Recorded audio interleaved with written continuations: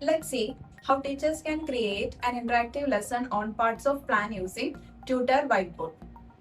Using circle to search, we can get the models, images, videos and notes for creating the lesson plan.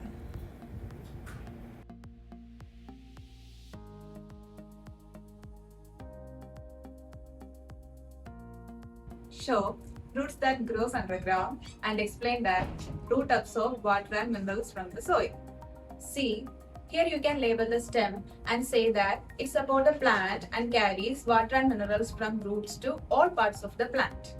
Introduce leaves that make food for the plant using sunlight, water and air through photosynthesis. Flowers helps in producing seeds. They come in different colors and shapes. Flowers can turn into fruits that contain seeds.